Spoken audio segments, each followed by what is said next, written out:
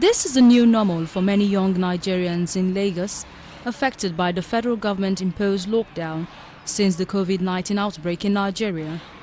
Medics and care workers are inevitably in harm's way in a health crisis, but so are the transport, supermarket and private organization staff. Those of whom the lockdown is merely a nuisance can essentially pay others to assume the risks and insulate them from the virus. In a lockdown, this is inevitable. What is less comfortable is that something similar could be true for the risks of normality, even in a new normality. The Resolution Foundation estimates more than 80 million people work in areas where social distancing is not fully possible. Now we need to work for our own daily bread. I have my own face mask, I have my hand glove, I have my own sanitizer is inside the car. I get in because I have to protect my own self. I have to make sure that I'm okay. I can't, because nobody can enter now. They will not use their own to jam my own. We are supposed to be sitting 3-3 in a bus for a social distancing.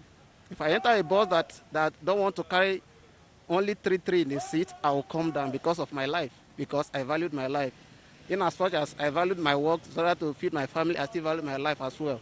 Going by public transport every day to work is another. Contracting the virus by this is the chances of getting it is still high because you don't know who is sitting next to you. On Monday, the Trade Union Congress released a polling showing 2/5 of workers were worried about returning to work, doubting the viability of social distancing measures. They should be very sensible and sensitive to the plight of the people. So many people, they are not in the formal labor, they are in the informal sector, that they need to go out every day for them to be able to feed themselves. And we have seen in some developed countries that their government have been able to bridge the gap.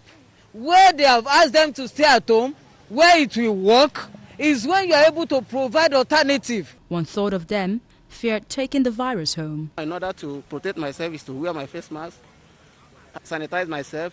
When they give me before I get home, before I can talk to my family, I'll first of all wash my hands, sanitize myself again before I can touch anybody. The TUC wants COVID-19 health assessment and protection for staff who refuse to work in unsafe conditions. The economy has to reopen, and those with least are among those desperate to get back to work. It's a lot easier in the corporate organizations, and I know that most corporate organizations have already taken these measures. They all have, before you walk into any building, somebody's taking your temperature. There's a place you have to wash your hands before you get in. There are sanitizers everywhere. All of the staff are wearing face masks. So essentially, when you walk into any major corporate organization, these measures are taken to the fullest. Where you have a problem is the informal economy. The market women, the mechanics, the organizers, the road transport unions, and all of that. Largely the informal sector is where you have the real problem, and that is where you need some level of compliance from. A free society will tolerate division and inequality, but not injustice. Those that are able to insulate themselves from the virus should be able to do so in order to save others. The social cohesion we see today will not last without a just settlement that will not load the highest health risks on the poorest shoulders.